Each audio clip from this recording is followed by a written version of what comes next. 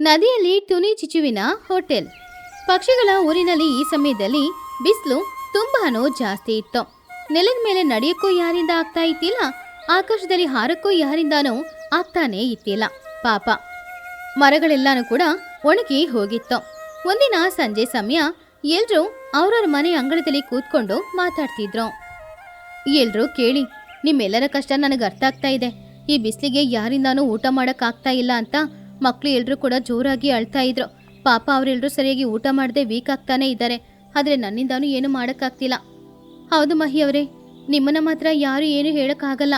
ಯಾಕಂದ್ರೆ ಪಾಪ ನೀವೇ ತುಂಬಾ ಕಷ್ಟಪಡ್ತಾ ಇದ್ದೀರಾ. ಅಲ್ಲಿ ನೋಡಿ, ಚಿಚ್ಚು ಕೂಡ ಬರ್ತಾ ಇದ್ದಾಳೆ.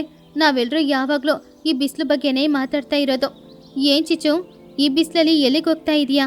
ಬಿಸಿಲು ಜಾಸ್ತಿ ಇರುವಾಗ ಹೊರಗಡೆ ಹೋಗ್ಬಾರ್ದು ಅಂತ ನಿನಗೆ ಗೊತ್ತಿಲ್ವಾ? ಈ ಬಿಸಿಲಲ್ಲಿ ಯಾರಿಗೂ ಹಸ್ವಾಗ್ತಾನೂ ಇಲ್ಲ. ಹಸ್ವಾದ್ರೂ ಕೂಡ ಆಹಾರ ಸ್ವಲ್ಪನೂ ಇಳಿತಾನೇ ಇಲ್ಲ. ಚಿಕ್ಕ ಮಕ್ಕಳು ಕೂಡ ಊಟ ಮಾಡೋಕ್ಕಾಗದೆ ತುಂಬಾನೇ ಕಷ್ಟಪಡ್ತಾ ಇದ್ದಾರೆ. ಅವ್ರ ಬಗ್ಗೆ ಯೋಚನೆ ಮಾಡಿದ್ರೇನೆ ತುಂಬಾ ಬೇಜಾರಾಗೋದು. ಹೌದು ಟುನಿ, ಬೆಳಗ್ಗೆನೆ ಊರೊಳಗಡೆ ಹೋಗಿದ್ದೆ. ಎಲ್ಲರೂ ಕೂಡ ಮನೆಯಿಂದ ಹೊರಗಡೆ ಬರದೆ ಮನೆಯೊಳಗಡೆ ಕೂತ್ಕೊಂಡಿದ್ದಾರೆ. ಬಿಸಿಲು ಅವ್ರಿಗೆ ಅಷ್ಟು ಕಷ್ಟ ಕೊಡ್ತಾ ಇದೆ. ನಾವು ತಂಪಾಗಿರೋ ಯಾವುದಾದೊಂದು ಪ್ರದೇಶಕ್ಕೆ ಹೋದ್ರೆ ಅಲ್ಲಿ ಬಿಸಿ ಬಿಸಿಯಾಗಿ ಕೂತ್ಕೊಂಡು ಊಟ ಮಾಡೋದು ಚೆನ್ನಾಗಿರುತ್ತೆ ಅಲ್ವಾ? ಹೌದಮ್ಮ, ನೆನ್ನೆ ನೀನು ಗಂಜಿನೇ ಮಾಡಿಕೊಟ್ಟೆ.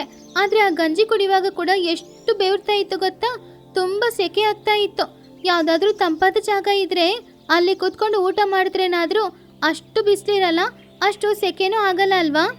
ಹೌದು ಆಂಟಿ, ನೀವು ಚೆನ್ನಾಗಿ ಅಡುಗೆ ಮಾಡ್ತೀರಾ ಅಲ್ವಾ? ನನ್ನ ಆರೋಗ್ಯಕ್ಕೆ ತಂಪಾಗೋ ಥರ ಏನಾದರೂ ಆಹಾರನ ಮಾಡಿಕೊಡ್ತೀರಾ ಆಂಟಿ? ಇದಕ್ಕೆ ನನ್ನ ಹತ್ರ ಒಂದು ಆಲೋಚನೆ ಇದೆ ಚಿಚು. ನಮ್ಮ ಊರಿನಲ್ಲಿ ಒಂದು ಕೊಳ ಇದೆ ಅಲ್ವಾ? ಅದರ ಮಧ್ಯದಲ್ಲಿ ನಾವು ಯಾಕೆ ಒಂದು ಹೋಟೆಲ್ನ ಓಪನ್ ಮಾಡಬಾರ್ದು? ಆ ಕೊಳದ ಮಧ್ಯದಲ್ಲಿ ಹೋಟೆಲ್ ಇಟ್ಟರೆ ತಂಪಾದ ಗಾಳಿ ಬೀಸ್ತಾ ಇರುತ್ತೆ, ಕೆಳಗಡೆ ನೀರಿರುತ್ತೆ, ಆದ್ರಿಂದ ತಂಪಾದ ವಾತಾವರಣ ಇರುತ್ತೆ. ಅಲ್ಲಿ ಕೂತ್ಕೊಂಡು ಊಟ ಮಾಡುವಾಗ ಕಷ್ಟ ಆಗೋದಿಲ್ಲ ಅಲ್ವಾ? ವಾವ್, ನಿನ್ನ ಐಡಿಯಾ ನಿಜವಾಗ್ಲೂ ತುಂಬ ಚೆನ್ನಾಗಿದೆ ಟುನಿ. ಆದರೆ ಇದೆಲ್ಲನೂ ನೀನೊಬ್ಳಿಂದ ಮಾಡೋಕ್ಕಾಗಲ್ಲ ಅಲ್ವಾ? ನೀನು ಹೇಗೂ ತುಂಬ ಚೆನ್ನಾಗಿ ಅಡುಗೆ ಮಾಡ್ತೀಯಾ. ಈ ಮ್ಯಾನೇಜ್ಮೆಂಟು ಇದೆಲ್ಲನೂ ನಾನು ಮಾಡ್ಕೊಳ್ತೀನಿ. ನಾವಿಬ್ರು ಪಾರ್ಟ್ನರ್ಸ್ ಆಗಿ ಈ ಬಿಸ್ನೆಸ್ನ ರನ್ ಮಾಡೋಣವಾ? ಹೋಟೆಲ್ ಓಪನ್ ಮಾಡುವಾಗ ಇಬ್ರು ಕೂಡ ಕಷ್ಟಪಡೋಣ. ಆವಾಗ ಎಲ್ರಿಗೂ ರುಚಿಕರವಾದ ಆಹಾರನ ಕೊಡ್ಬೋದಲ್ವಾ? ಹಾ, ಈ ಐಡಿಯಾ ನಿಜವಾಗ್ಲೂ ಸೂಪರ್ ಆಗಿದೆ. ನೀನು ನನಗೆ ಹೆಲ್ಪ್ ಮಾಡ್ತೀಯ ಅಂದ್ರೆ ನಾನು ಬೇಡ ಅಂತ ಹೇಳಲ್ಲ. ಈ ಹೋಟೆಲ್ ಬಿಸ್ನೆಸ್ ಅಲ್ಲಿ ಇಬ್ರು ಕೂಡ ಪಾರ್ಟ್ನರ್ ಆಗೋಣ. ಅಡಿಗೆ ಮಾಡೋದು ನನ್ನ ಕರ್ತವ್ಯ, ಮ್ಯಾನೇಜ್ಮೆಂಟ್ ನೋಡ್ಕೊಳ್ಳೋದು ಎಲ್ಲಾನು ನಿನ್ ಕರ್ತವ್ಯ. ಯಾರಿಗೆ ಏನ್ ಬೇಕೋ ಆರೋಗ್ಯಕ್ಕೆ ತುಂಬಾ ಒಳ್ಳೇದು ಆಹಾರನ ಮಾಡಿಕೊಡ್ತೀನಿ ನಾನು. ಮಾಡೋ ಆಹಾರ ಎಲ್ಲಾನು ನಮ್ಮ ಆರೋಗ್ಯಕ್ಕೆ ತುಂಬಾ ತಂಪಾಗಿರುತ್ತೆ. ಸರಿ ಟೋನಿ, ಹಾಗಾದ್ರೆ ನೀನು ಅಡಿಗೆ ಕೆಲಸನ ಶುರು ಮಾಡು. ನಾನು ಹೋಗಿ ನದಿ ಮಧ್ಯದಲ್ಲಿ ಹೇಗೆ ಹೋಟೆಲ್ ಕಟ್ಟೋದು ಅಂತ ಯೋಚನೆ ಮಾಡಿ ಕಟ್ತಾ ಇರ್ತೀನಿ. ಚಿನ್ನು, ನೀನು ಆಂಟಿ ಜೊತೆನೇ ಇರೋ. ಅವಳಿಗೆ ಏನೇನು ಅಡಿಗೆಗೆ ಸಾಮಗ್ರಿ ಬೇಕೋ ಎಲ್ಲಾನು ನೀನೇ ತಗೊಂಡ್ ಬಂದು ಕೊಡ್ಬೇಕು, ಸರಿನಾ? ಸರಿ ಅಮ್ಮ, ಆಂಟಿ ಜೊತೆನೇ ಇದ್ದು ಅವ್ರು ಏನೇನು ತಗೊಂಡ್ ಬರೋಕೆ ಹೇಳ್ತಾರೋ ಎಲ್ಲಾನು ತಗೊಂಡ್ ಬಂದು ಕೊಟ್ಬಿಡ್ತೀನಿ. ಸ್ವಲ್ಪ ಸಮಯದಲ್ಲಿ ಟೋನಿ ಎಲ್ಲ ಆಹಾರನ ಮಾಡಕ್ಕೆ ಶುರು ಮಾಡಿದ್ಲು. ಹಲವು ತರದ ತಂಪಾದ ಆಹಾರನ ತಯಾರು ಮಾಡಿದ್ಲು. ಇನ್ನೊಂದ್ ಕಡೆ ಚಿಚುಕಾಗಿ ನದಿ ಮಧ್ಯದಲ್ಲಿ ಹುಲ್ಲು ಹಾಗೂ ತಾವರೆ ಎಲೆಗಳನ್ನ ಉಪಯೋಗ ಮಾಡಿ ಒಂದು ವೇದಿಕೆನ ತಯಾರು ಮಾಡಿದ್ಲು. ಆ ವೇದಿಕೆ ನೋಡಕ್ಕೆ ಅಂದವಾಗಿರೋದು ಮಾತ್ರವಲ್ಲ, ತುಂಬಾ ಸ್ಟ್ರಾಂಗ್ ಆಗಿ ಕೂಡ ಇತ್ತು. ಆ ದಿನ ಮಧ್ಯಾಹ್ನದ ಸಮಯ. ಪಕ್ಷಿಗಳು ಎಲ್ರೂ ಕೂಡ ಆ ನದಿ ತೀರಕ್ಕೆ ಬಂದ್ರು. ನದಿಯ ಮಧ್ಯದಲ್ಲಿ ತೇಲಾಡ್ತಾ ಇರುವ ಆ ವೇದಿಕೆನ ನೋಡಿ ಅವರೆಲ್ಲರೂ ಕೂಡ ತುಂಬಾನು ಆಶ್ಚರ್ಯಪಟ್ರು. ಸ್ನೇಹಿತರೇ ನೋಡಿ, ಎಷ್ಟು ಅಂದವಾಗಿ ನದಿಯ ಮಧ್ಯದಲ್ಲಿ ಒಂದು ವೇದಿಕೆನ ಚಿಚುಕಾಗಿ ಏರ್ಪಾಡು ಮಾಡಿದಾಳೆ ಅಂತ. ಚಿಚು, ಸುಮ್ಮನೆ ಹೇಳ್ಬಾರ್ದು, ನೀನು ತುಂಬಾನೇ ಬುದ್ಧಿವಂತೆ. ಎಲ್ಲ ಪ್ರಾಬ್ಲಮ್ಸ್ಗೂ ನಿನ್ನ ಹತ್ರ ಸೊಲ್ಯೂಷನ್ ಇರುತ್ತೆ. ಆದ್ರೆ ನನಗೊಂದು ಡೌಟು, ಇವಾಗ ಈ ದಡದಿಂದ ಆ ಹೋಟೆಲ್ಗೆ ಹೋಗ್ಬೇಕು ಅಂದ್ರೆ ಸ್ವಲ್ಪ ದೂರ ಇದೆ ಅಲ್ವಾ? ನಾವು ನೀರಲ್ಲಿ ಬಿದ್ದು ಎದ್ದು ಆ ಕಡೆ ಹೋಗ್ಬೇಕಾ ಏನೋ? ಅಬ್ಬಬ್ಬಾ, ನನ್ನಿಂದ ಆಗಲ್ಲ. ನೀರಲ್ಲಿ ಬಿದ್ರೇನೆ ನನ್ನ ರೆಕ್ಕೆಗಳೆಲ್ಲ ಒದ್ದೆಯಾಗಿ ಅಂಟ್ಕೊಳ್ಳುತ್ತೆ. ಆಮೇಲೆ ಹಾರಕ್ಕೂ ಆಗಲ್ಲ. ಈ ನೀರು ಮಿನರಲ್ ವಾಟ್ರೂ ಅಲ್ಲ. ನನಗೆ ಮಿನರಲ್ ವಾಟ್ರ್ ಇಲ್ಲ ಅಂದರೆ ನಾನು ಸ್ನಾನನೇ ಮಾಡಲ್ಲ. ಬೇರೆ ಯಾವುದಾದ್ರೂ ನೀರು ಮೈ ಮೇಲೆ ಬಿದ್ದರೆ ನನಗೆ ರ್ಯಾಷಸ್ ಬರುತ್ತೆ. ದೊಡ್ಡವರು ನಾವು ನಮಗೇನೆ ಇಷ್ಟು ಕಷ್ಟ ಇದ್ರೆ ಪಾಪ ಚಿಕ್ಕ ಮಗಳಿಗೆ ಕಷ್ಟ ಆಗಲ್ವಾ? ಚಿಕ್ಕ ಮಕ್ಕಳು ಹೇಗೆ ಆ ಕಡೆ ಹೋಗ್ತಾರೆ? ನೀರಲ್ಲಿ ಇಳಿದ್ರೇನೆ ಅವ್ರು ಮುಳುಗೋಗ್ತಾರೆ ಏನೋ. ನನಗೆ ಆ ಪ್ರಾಬ್ಲಮ್ ಇಲ್ಲ. ನಾನು ಯಾವಾಗಲೂ ಈಜಾಡ್ಕೊಂಡೇ ಇರೋಳು. ನಾನು ಸ್ಪೀಡಾಗಿ ಬಂದ್ಬಿಡ್ತೀನಿ. ಆದರೆ ಒಂದು, ನಾನು ಹೆಗಲ ಮೇಲೆ ಕೂತ್ಕೊಂಡು ಯಾರಾದರೂ ಬರಬೇಕು ಅಂತ ಅಂದ್ಕೊಂಡ್ರೆ ಮಾತ್ರ ಅದಕ್ಕೆ ನಾನು ಒಪ್ಕೊಳ್ಳೋದಿಲ್ಲ.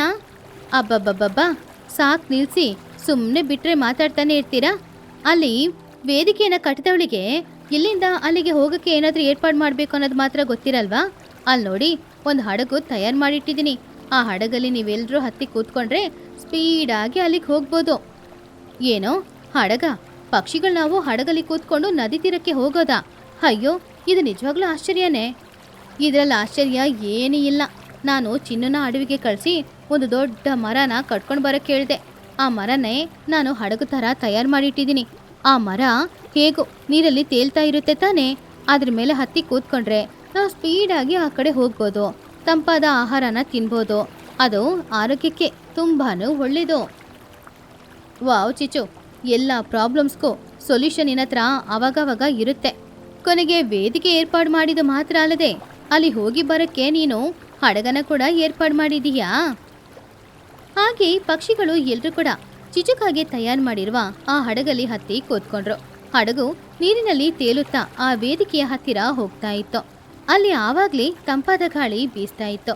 ಪಕ್ಷಿಗಳು ಎಲ್ಲರೂ ಕೂಡ ಆ ಹಡಗಿನಿಂದ ಇಳಿದು ಚಿಚುಕಾಗೆ ತಯಾರು ಮಾಡಿಟ್ಟಿರುವ ಆ ವೇದಿಕೆಯ ಮೇಲೆ ಇದ್ದ ಟೇಬಲ್ ಮೇಲೆ ಹೋಗಿ ಕೂತ್ಕೊಂಡ್ರು.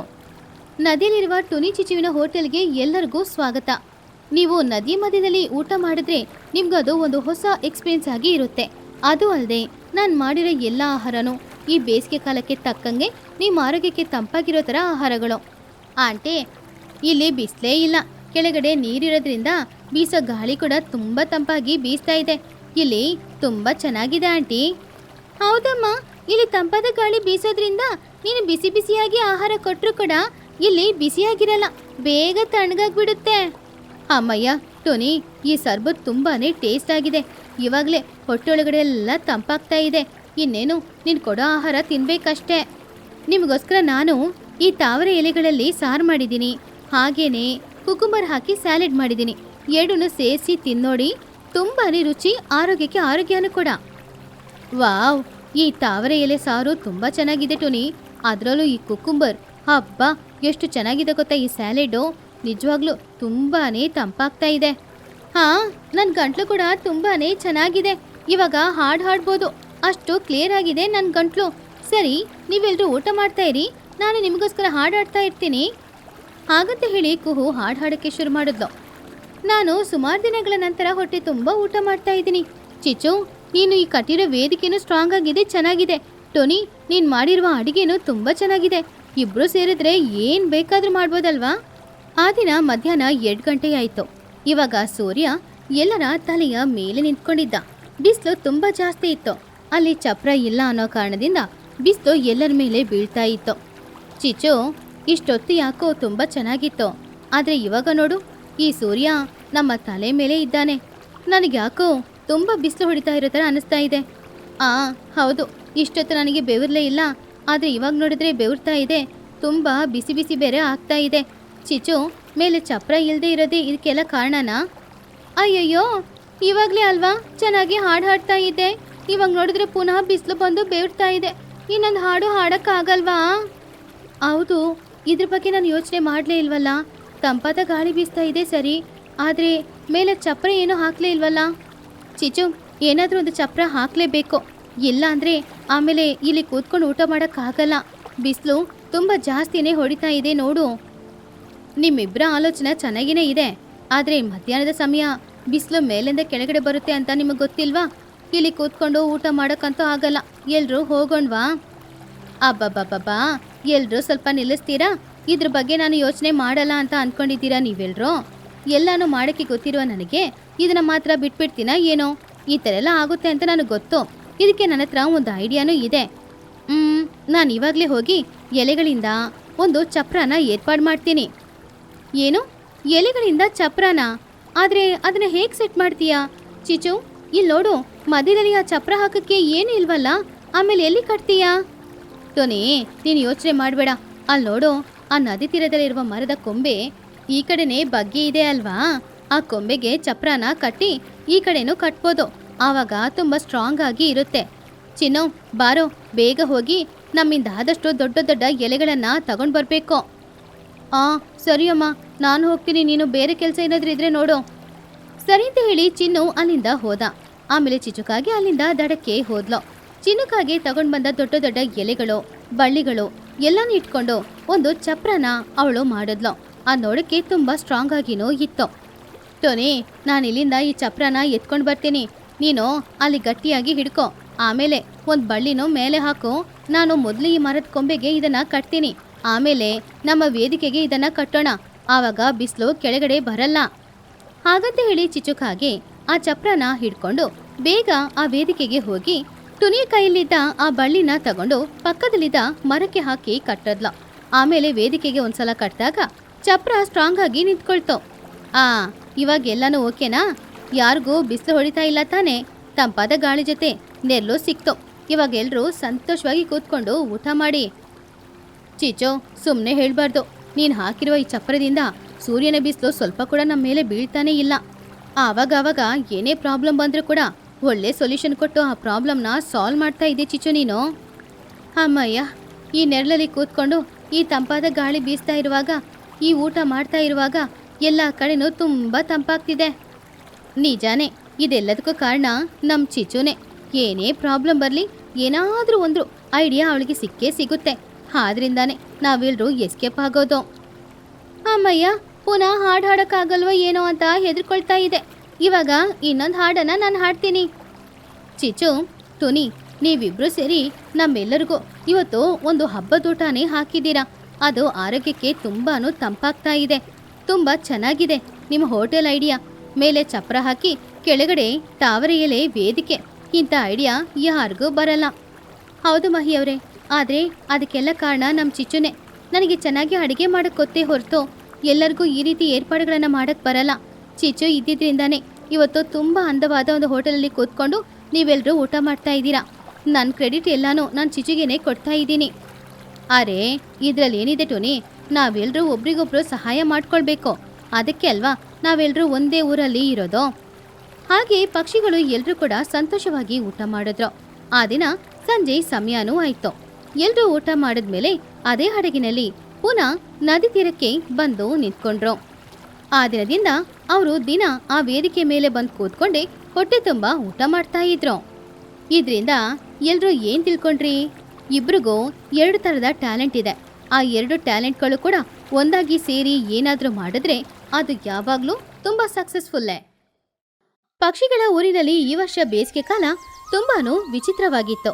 ಅದೇನಂದ್ರೆ, ಸಾಧಾರಣವಾಗಿ 6 ಗಂಟೆಗೆ ಕತ್ಲಾಗಬೇಕಾಗಿರುವಾಗ 7, 8, 9 ಗಂಟೆ ಆದರೂ ಕೂಡ ಕತ್ಲು ಆಗಲೇ ಇಲ್ಲ. ಹಗಲಿನ ಸಮಯ ಜಾಸ್ತಿ, ರಾತ್ರಿಯ ಸಮಯ ಕಡಿಮೆ. ಹೀಗಿರುವಾಗ ಒಂದಿನ ರಾತ್ರಿ 10 ಗಂಟೆಗೆ ಹೊರಗಡೆ ಬಂದು ನೋಡಿದ್ರೆ ಆಕಾಶದಲ್ಲಿ ಸೂರ್ಯ ಹಗಲಿನ ಸಮಯ 12 ಗಂಟೆಗೆ ಇರೋ ತರಾನೇ ಇದ್ದ. ಅದನ್ನ ನೋಡಿದ ಊರಿನ ಪಕ್ಷಿಗಳು ಎಲ್ರೂ ಕೂಡ ತುಂಬಾನು ಆಶ್ಚರ್ಯಪಟ್ರು. ಏನ್ ಚೋಟು ಇದು? ಮನೆ ಗಡಿಗಾರದಲ್ಲಿ ರಾತ್ರಿ 10 ಗಂಟೆ ಅಂತ ತೋರಿಸ್ತಾ ಇದೆ, ಆದ್ರೆ ಇಲ್ಲಿ ನೋಡಿದ್ರೆ ಸೂರ್ಯ ಇನ್ನೂ ಡ್ಯೂಟಿ ಮುಗಿಸಿ ಹೋಗ್ಲೇ ಇಲ್ಲ. ಬಿಸಿಲು ತಡ್ಕೊಳಕ್ಕಾಗದೆ ಕಷ್ಟಪಡ್ತಾ ಇದ್ದೀನಿ ನಾನು. ನೋಡಿದ್ರೆ ಈ ಸೂರ್ಯ ಬೇರೆ ಹೆಚ್ಚಾಗಿದ್ದಾನೆ. ಅದೇಟು ನನಗೂ ಕೂಡ ಅರ್ಥ ಆಗ್ಲಿಲ್ಲ.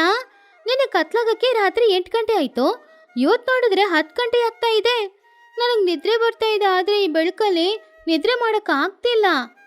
ಆವಾಗ್ಲೇ ಬಿರಿಯಾನಿ ತಿಂದು ಮುಗಿಸಿ ಬನ್ನಗಿಳಿ ಮನೆಯಿಂದ ಹೊರಗಡೆ ಬಂದ. ಅಮ್ಮ, ನನಗಿನ್ನೂ ಹಸುವಾಗ್ತಾ ಇದೆ ಅಮ್ಮ, ಇನ್ನೊಂದು ಪ್ಲೇಟು ಬಿರಿಯಾನಿ ಕೊಡ್ತೀಯಾ? ರಾಕ್ಷಸ, ಬೆಳಿಗ್ಗೆಯಿಂದ 5 ಸಲ ಬಿರಿಯಾನಿ ತಿಂದಿದ್ಯಾ ಕಣೋ, ಇವಾಗ ನೋಡಿದ್ರೆ ಪುನಃ ಇನ್ನೊಂದ್ಸಲ ಬೇಕು ಅಂತಿದ್ಯಾ? ಅದಕ್ಕೆ ನಾನೇನಮ್ಮ ಮಾಡೋಕ್ಕಾಗುತ್ತೆ?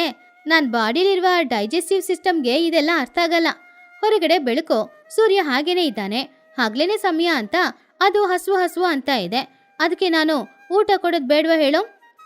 ಏ ಬನ್ನು, ಈ ರೀತಿ ಎಲ್ಲ ತಿನ್ಬೇಡ ಕಣೋ, ಆಮೇಲೆ ಹುಷಾರಿಲ್ದೇ ಆಗುತ್ತೆ. ಈಗಾಗಲೇ ಈ ಪ್ರಕೃತಿಯಲ್ಲಿ ಏನೇನೋ ಚೇಂಜಸ್ ಬರ್ತಿದೆ ಕಣೋ. ಹೀಗೆ ದಿನಗಳು ಹೋಗ್ತಾ ಇತ್ತು. ಪರಿಸ್ಥಿತಿ ಕೈ ಮೀರಿ ಹೋಗ್ತಾ ಇತ್ತು. ಹಗ್ಲು ಅನ್ನೋದು ಮಾತ್ರ ಇತ್ತು, ರಾತ್ರಿ ಕೂಡ ಹಗ್ಲು ತರ ಬಿಸಿಲು ಮಾತ್ರನೇ ಇತ್ತು. 24 ಗಂಟೆನೂ ಈ ರೀತಿ ಬೆಳಕಾಗಿರೋದನ್ನ ನೋಡಿ ಪಕ್ಷಿಗಳೆಲ್ಲರೂ ಕೂಡ ಇದ್ರ ಬಗ್ಗೆ ಕೂತ್ಕೊಂಡು ಮಾತಾಡ್ತಾ ಇದ್ರು. ಟೋನಿ, ನನ್ನ ಕಣ್ಣು ಮುಚ್ಚಿದ್ಯೋ ನನ್ನ ಕಣ್ಣು ತೆರೆದಿದ್ಯೋ ನನಗೆ ಗೊತ್ತಾಗ್ತಿಲ್ಲ. ನಿನ್ನೆ ರಾತ್ರಿ ಅಂತ ಅಂದ್ಕೊಂಡು ಹಗ್ಲಲ್ಲೇ ಮಲಗಿ ನಿದ್ರೆ ಮಾಡಿದೆ. ಎದ್ದು ನೋಡಿದ್ರೆ ಅದು ಹಗ್ಲು 12 ಗಂಟೆ. ನನ್ನ ಪರಿಸ್ಥಿತಿ ನಿನಗಿಂತ ತುಂಬ ಮೋಸ. ಹಗ್ಲು ಯಾವುದು, ಮಧ್ಯಾಹ್ನ ಯಾವುದು, ರಾತ್ರಿ ಯಾವುದು ಏನೂ ಗೊತ್ತಾಗ್ತಾ ಇಲ್ಲ ನನಗೆ. ಯಾವಾಗ ಟಿಫನ್ ಮಾಡಬೇಕು, ಯಾವಾಗ ಲಂಚು, ಯಾವಾಗ ಡಿನ್ನರ್ ಅಂತ ಅರ್ಥನೇ ಆಗ್ತಿಲ್ಲ. ನಿಮ್ಮ ಪರಿಸ್ಥಿತಿನೇ ಹೀಗಿದ್ರೆ ಇವನಿದ್ದಾನಲ್ವಾ ಇವನು? ಹಾಗಂತ ಹೇಳಿ ಬನ್ನನ್ನ ತೋರಿಸಿ, ಇವನು ಯಾವಾಗಲೂ ನಿದ್ರೆನೇ ಮಾಡ್ತಾ ಇಲ್ಲ, ಟಿವಿ ಮುಂದ್ಗಡೆ ಕೂತ್ಕೊಂಡು ಯಾವಾಗ ನೋಡಿದ್ರೆ ಏನಾದ್ರೂ ಒಂದು ಪ್ರೋಗ್ರಾಮ್ ನೋಡ್ತಿರ್ತಾನೆ. ನಾನೇನಮ್ಮ ಮಾಡೋದು? ನಾನು ಹಗ್ಲಲ್ಲಿ ನಿದ್ರೆ ಮಾಡುವಾಗ ನೀನ್ ಬೈತಾ ಇದ್ದೆ, ಹಗ್ಲಲ್ಲಿ ನಿದ್ರೆ ಮಾಡಬಾರ್ದು, ರಾತ್ರಿಯಲ್ಲೇ ನಿದ್ರೆ ಮಾಡಬೇಕು ಅಂತ. ಹೊರಗಡೆ ನೋಡಿದ್ರೆ ಹಗ್ಲು, ಅದಕ್ಕೆ ನಾನು ಯಾವಾಗ್ಲೂ ನಿದ್ರೇನೇ ಮಾಡೋದಿಲ್ಲ. ಹೀಗೆ ಪಕ್ಷಿಗಳೆಲ್ಲರೂ ಕೂಡ ಪಾಪ ಏನ್ ಮಾಡುದು ಅಂತ ಯೋಚನೆ ಮಾಡ್ತಾ ಇದ್ದಾಗ ಚಿಚುಕಾಗೆ ಮಾತ್ರ ಆ ಟೈಮಲ್ಲಿ ಬಿಸ್ನೆಸ್ ಐಡಿಯಾ ಬಗ್ಗೆ ಯೋಚನೆ ಮಾಡ್ತಿದ್ಲು. ಮರುದಿನ ಬೆಳಗ್ಗೆ ಇಲ್ಲ ಮಧ್ಯಾಹ್ನ, ಸಂಜೆ, ಸರಿ ಯಾವುದೋ ಒಂದು ಸಮಯ ಚಿಚುಕಾಗೆ ಮನೆ ಬಿಟ್ಟು ಹೊರಗಡೆ ಬಂದ್ಲು. ಅವಳು ಊರಿನ ಮಧ್ಯಕ್ಕೆ ಬಂದು ಒಂದು ಮೈಕ್ ಹಿಡ್ಕೊಂಡು ಅದರಲ್ಲಿ ಜೋರಾಗಿ ಈ ರೀತಿ ಹೇಳಿದ್ಲು. ಹಾಯ್ ಫ್ರೆಂಡ್ಸ್, ಏನೋ ಎಲ್ಲರೂ ನಿದ್ರೆ ಮಾಡೋಕ್ಕಾಗದೆ ಕಷ್ಟಪಡ್ತಾ ಇದ್ದೀರಾ? ನಿಮ್ಮ ಎಲ್ಲರಿಗೋಸ್ಕರನೂ ನಾನೊಂದು ಒಳ್ಳೆ ಐಡಿಯಾದೊಂದಿಗೆ ಬಂದಿದ್ದೀನಿ. ಕಣ್ಣಿಗೆ ಹಾಕೋ ಮಾಸ್ಕ್ ನನ್ನ ಹತ್ರ ಇದೆ. ಅದನ್ನ ಹಾಕೊಂಡ್ರೆ ಅಮಾವಾಸ್ಯೆ ರಾತ್ರಿ ತರ ತುಂಬಾ ಕತ್ಲಾಗಿರುತ್ತೆ, ಬೆಳ್ಕೊಂಡದೇ ಇರಲ್ಲ. ನೀವೆಲ್ಲರೂ ಚೆನ್ನಾಗಿ ಮಲಗಿ ನಿದ್ರೆ ಮಾಡ್ಬೋದು. ನಿದ್ರೆ ಇಲ್ಲದೆ ಕಷ್ಟಪಡ್ತಾ ಇದ್ದ ಪಕ್ಷಿಗಳಿಗೆ ಚಿಚು ಹೇಳಿದ ಮಾತು ಕೇಳಿ ಸಂತೋಷದಿಂದ ಎಲ್ರೂ ಚಿಚು ಹತ್ರ ಬಂದ್ರು. ಚಿಚು, ಆ ಮಾಸ್ಕ್ ಏನಿದ್ರು ನನಗೆ ಮೊದಲು ಕೊಡ್ತೀಯಾ? ಬೆಲೆ ಎಷ್ಟಾದ್ರೂ ಪರವಾಗಿಲ್ಲ. 2 ದಿನ ಆಯ್ತು ನಾನು ನಿದ್ರೆ ಮಾಡಿ. ಬೆಲೆ ಜಾಸ್ತಿ ಏನೂ ಇಲ್ಲ ಮಹಿ, ಒಂದು ಮಾಸ್ಕಿಗೆ ಬರೀ 200 ರೂಪಾಯಿ ಮಾತ್ರ. ಆಂಟಿ, ನನಗೆ 3 ಮಾಸ್ಕ್ ಕೊಡಿ. ಒಂದು ಕಣ್ಣಿಗೆ, ಇನ್ನೆರಡು ನನ್ನ ಹೊಟ್ಟೆಗೆ ಹಾಕೊಂಡ್ರೆ ಹೊಟ್ಟೆಯೊಳಗಡೆ ಕತ್ಲಾಗುತ್ತೆ. ಆವಾಗ ನನ್ನ ಸ್ಪೇರ್ ಪಾರ್ಟ್ಸ್ ಎಲ್ಲ ನಿದ್ರೆ ಮಾಡುತ್ತೆ. ಊಟ ಯಾವಾಗಲೂ ಕೇಳ್ತಾ ಇರಲ್ಲ. ಅಮ್ಮ, ಬರೀ ಒಣಗೋಗಿರುವ ಎಲೆಗೆ ನೀನು ಕಪ್ಪು ಪೇಂಟ್ನ ಹಚ್ಬಿಟ್ಟು ಅದನ್ನ ಮಾಸ್ಕ್ ಅಂತ ಮಾರ್ತಾ ಇದೆಯಲ್ವಾ? ತಪ್ಪಲ್ವಮ್ಮ?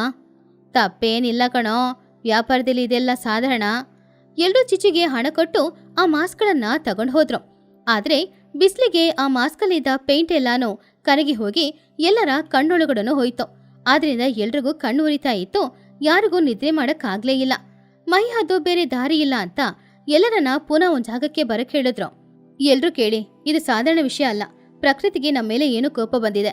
ಅದಕ್ಕೆ ನಮ್ಗೆ ಕತ್ಲೆ ಇಲ್ಲದೆ ಬೆಳಕು ಮಾತ್ರ ಇದೆ. ಹೀಗೇನೆ ಹೋದ್ರೆ ಇನ್ನೊಂದು 1 ವಾರದಲ್ಲಿ ಊರಲ್ಲಿರುವ ನೀರು ಯಾವುದು ಕೂಡ ಇರಲ್ಲ. ನಾವು ಇವಾಗ್ಲೇ ಇದಕ್ಕೊಂದು ಪೂಜೆ ಮಾಡಲೇಬೇಕು. ನಿಜಾನೇ, ಪೂಜೆ ಮಾಡಿದ್ರೆ ದೇವರಿಗೆ ಕೋಪ ಕಡಿಮೆ ಆಗುತ್ತೆ. ಇವಾಗ್ಲೇ ಪೂಜೆಗೆ ಬೇಕಾಗಿರೋ ಎಲ್ಲ ವಸ್ತುಗಳನ್ನ ತಗೊಂಡ್ ಬರೋಣ. ಹಾಗಂತ ಟುನಿ ಹೇಳಿದ್ಲೋ ಇಲ್ವೋ, ಇವಾಗ್ಲೂ ಚಿಚು ಒಂದು ವ್ಯಾಪಾರದ ಬಗ್ಗೆನೇ ಯೋಚನೆ ಮಾಡಿದ್ಲು. 1 ನಿಮಿಷ ನಿಂತ್ಕೊಳ್ಳಿ. ಪೂಜೆ ಮಾಡ್ಬೇಕಲ್ವಾ? ಅದಕ್ಕೆ ಸಾಧಾರಣ ತೆಂಗಿನಕಾಯಿನ ಹೊಡೆದ್ರೆ ಚೆನ್ನಾಗಿರಲ್ಲ. ನಾನು ಸಿಟಿಯಿಂದ ಸ್ವರ್ಣ ತೆಂಗಿನಕಾಯಿ ತಗೊಂಡ್ ಬಂದಿದ್ದೀನಿ. ಅದನ್ನ ಹೊಡಿರಿ, ಆವಾಗ ಸೂರ್ಯದೇವ ಮಲ್ಕೊಂಡ್ ಬಿಡ್ತಾನೆ. ಆದ್ರೆ ಬೆಲೆ 500 ರೂಪಾಯಿ. ಏನು, 500 ರೂಪಾಯಾ? ಪರವಾಗಿಲ್ಲ, ನನಗೆ ನಿದ್ರೆ ಮಾಡ್ಬೇಕಲ್ವಾ? ಒಂದು 2 ತೆಂಗಿನಕಾಯಿ ಕೊಡು.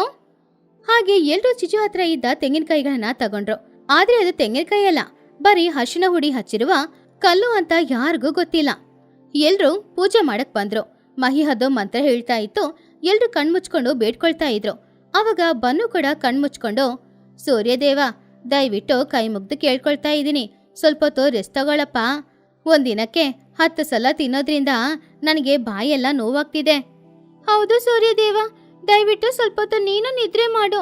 ನಿದ್ರೆ ಮಾಡಕ್ಕಾಗದೆ ನಮ್ಗೆಲ್ಲ ಹುಚ್ಚಿಡಿಯೋ ತರ ಇದೆ.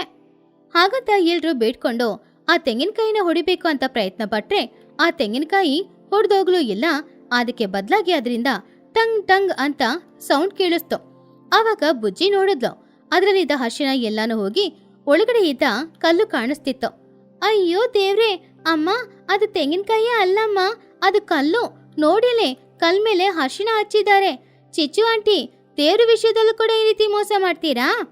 ಆವಾಗ ಕೋಪದಿಂದ ಚೋಟು, ಅಯ್ಯೋ ನಿನ್ನ, ದೇವ್ರ ವಿಷಯದಲ್ಲೂ ಮೋಸ ಮಾಡ್ತೀಯಾ? ಅದಕ್ಕೇನಾ ನಮ್ಮೂರಿಗೆ ಈ ಪರಿಸ್ಥಿತಿ? ಆಂಟಿ, ನೀವು ತುಂಬಾ ಮೋಸ. ದೇವ್ರನ್ನ ಮೋಸ ಮಾಡಕ್ಕೆ ನೋಡ್ಬೇಡಿ. ಆಮೇಲೆ ದೇವ್ರಿಗೆ ಕೋಪ ಬಂದ್ರೆ ನಿಮ್ಮನ್ನ ಚಿಕನ್ ಫ್ರೈ ತರ ಫ್ರೈ ಮಾಡ್ಬಿಡ್ತಾರೆ. ಇವಾಗ ಅದೇ ಕಲ್ ತಗೊಂಡು ಆ ಚಿಚ್ಚು ಆಂಟಿನ ಎಲ್ರೂ ಹೊಡಿರಿ. ಚಿಚ್ಚು ತುಂಬಾನೇ ಹೆದ್ರಿ, ಅಯ್ಯಯ್ಯೋ ಬೇಡ, ಅದು ಕಲ್ಲು ಕೂಡ ದೇವ್ರದ್ದು ರೂಪಾನೇ ಅಲ್ವಾ? ಅದಕ್ಕೆ ನಾನು ಗೊತ್ತಿಲ್ಲದೆ ಕೊಟ್ಬಿಟ್ಟೆ. ಇನ್ಮುಂದೆ ಈ ರೀತಿ ತಪ್ಪು ನಾನು ಏನು ಮಾಡಲ್ಲ. ದಯವಿಟ್ಟು ನನ್ನನ್ನು ಏನು ಮಾಡಬೇಡಿ. ಚಿಚ್ಚು, ನೀನು ಇರೋದ್ರಿಂದಾನೇ ನಮ್ಮೂರಿಗೆ ಈ ಪರಿಸ್ಥಿತಿ. ಹಾಗಂತ ಎಲ್ರೂ ಮಾತಾಡ್ತಾ ಇದ್ದಾಗ ಇದ್ದಕ್ಕಿದ್ದಂತೆ ವಾತಾವರಣದಲ್ಲಿ ಬದಲಾವಣೆ ಶುರುವಾಯಿತು. ಎಲ್ರೂ ಆಶ್ಚರ್ಯದಿಂದ ಆಕಾಶನ ನೋಡಿದಾಗ ಅಲ್ಲಿವರೆಗೂ ಬಿಸಿಲು ಕೊಡ್ತಾ ಇದ್ದ ಸೂರ್ಯನ ಸುತ್ತಮುತ್ತ ಕಪ್ಪು ಮೋಡಗಳು ಎಲ್ಲಾನು ಬಂತು. ಆ ಕಪ್ಪು ಮೋಡಗಳ ಹಿಂದ್ಗಡೆ ಸೂರ್ಯ ಹೋಗಿ ಮರೆಯಾದ. ಇವಾಗ ತಂಪಾದ ಗಾಳಿ ಬೀಸ್ತಾ ಇತ್ತು. ಎಲ್ಲ ಕಡೆನೂ ಕತ್ಲಾಗ್ತಾ ಇತ್ತು. ಅದನ್ನ ನೋಡಿ ಬನ್ನು ತುಂಬಾನೇ ಸಂತೋಷದಿಂದ, ಕತ್ಲೋ, ನನಗಿವಾಗ್ಲೇ ನಿದ್ದೆ ಬರ್ತಾ ಇದೆ. ಅಮ್ಮ, ನಾನು ಹೋಗಿ ಮಲಗ್ತೀನಮ್ಮ. ಇನ್ನೊಂದು 3 ದಿನಕ್ಕೆ ನನ್ನನ್ನು ದಯವಿಟ್ಟು ಎಬ್ಬಿಸ್ಬೇಡ. ಅಮ್ಮಯ್ಯ, ದೇವರಿಗೆ ನಮ್ಮ ಮೇಲೆ ಇದ್ದ ಕೋಪ ಎಲ್ಲ ಹೋಯ್ತೋ ಏನೋ.